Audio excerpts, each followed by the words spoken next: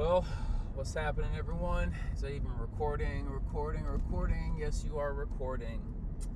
Mr. Ladd over here, and I wanted to do kind of a, quick video deal, whatever. Man, I'm cutting off my head over here. It's not like I have any hair, so I don't have anything to show you, but stupid tripods never know how to act right. See, yeah, it's whatever. We're just gonna go with the flow on this one. Does that sound good? Sounds good. Great. 2 plus 2 equals 8. Yeah, alright. I wanted to give an update on my life here, and I wanted to talk about the fact as to why I haven't really been on YouTube much recently. I think you guys already tell what I'm going to talk about by the title of the video, which is why I haven't been on YouTube.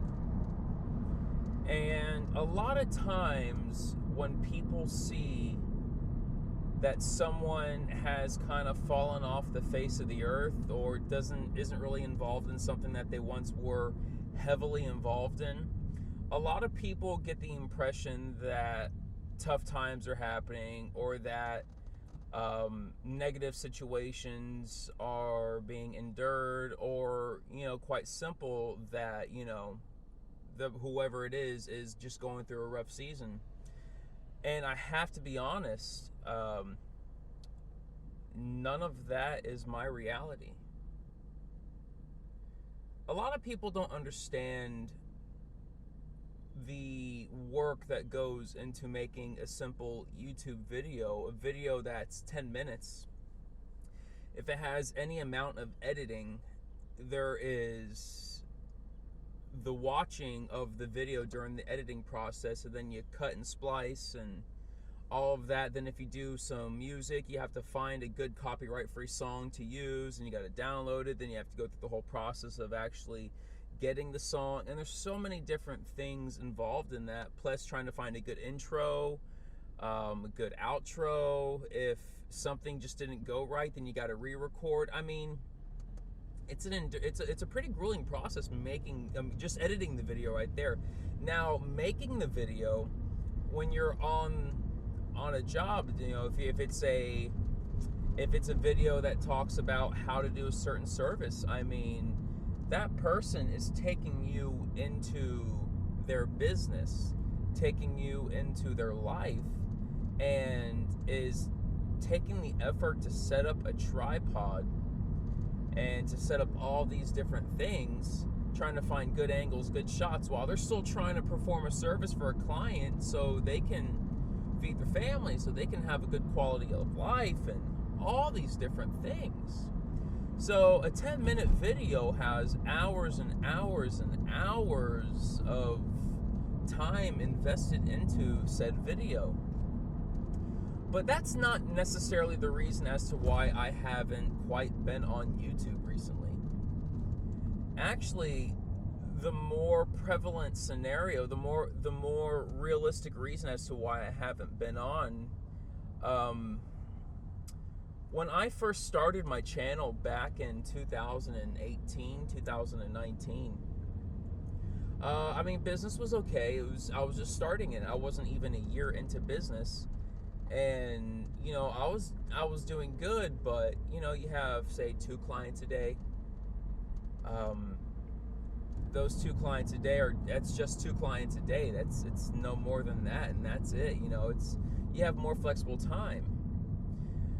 The blessing that I have endured is that my business has exponentially grown, and when the pandemic hit, it tripled my business. My business went on a heavy multiplier there.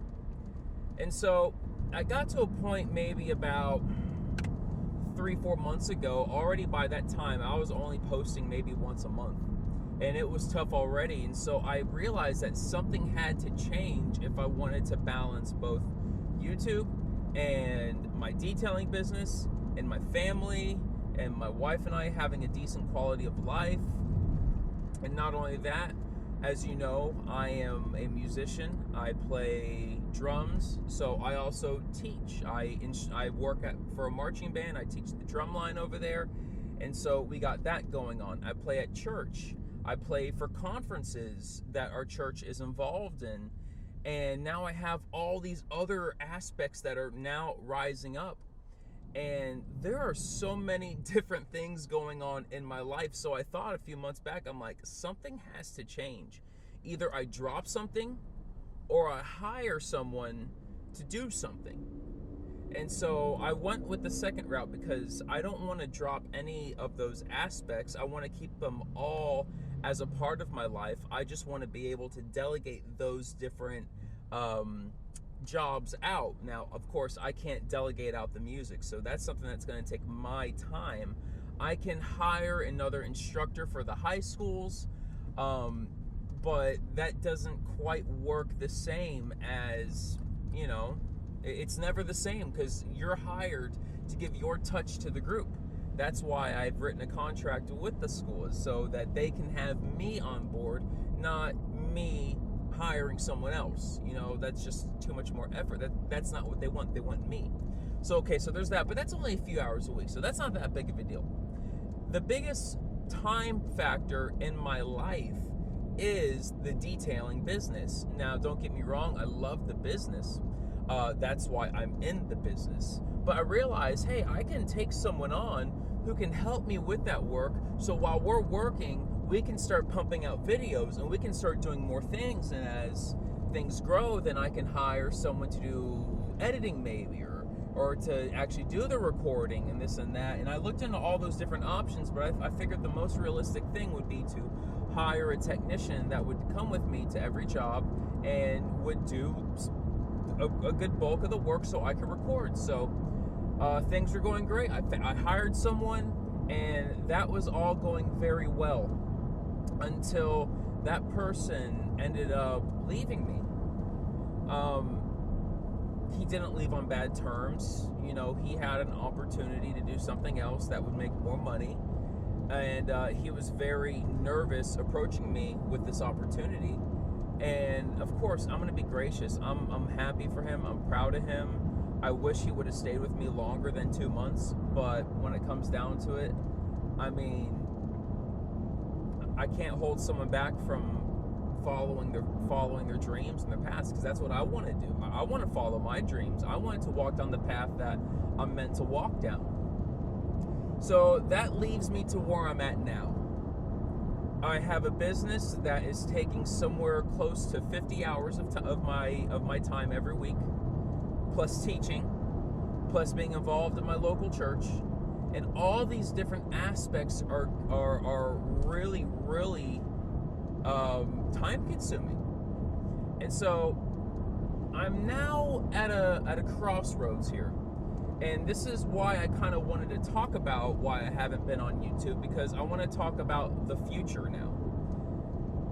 I'm at a situation where I can either A, hire out again, B, raise my prices, C, go into a shop, so completely change the dynamic of my business.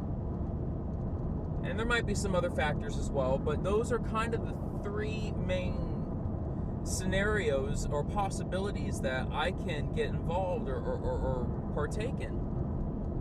And I think they all sound great, although I've already raised my prices numerous times, and by studying the market, I don't know if I can raise them anymore.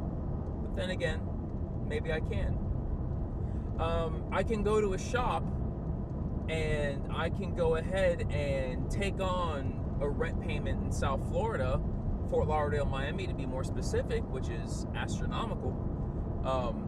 I can take that on and start to do some work at the shop and kind of sell off some of the clients that I service on a mobile basis, and just keep a few of them to kind of keep some revenue coming in while I build up the shop. And maybe I could even build a drum studio in there, or a music studio. Who knows? That's a possibility. I've thought about that. Or I can do what I already had tried to do and hire someone and bring them on board. Now, when I hire, I don't pay little, I pay good. I don't give tips, I give bonuses at the end of the week. So I mean, yes, I give tips, but I allot them as bonuses because, you know, it's most of the clients today, they don't pay with cash. They pay with a check or they go by Zelle or something like that. And so the money's already in the account. It's going to be easier for me just to pay a bonus at the end of the week than go to the bank, pull out cash every day. Here you go. You know, so there's that.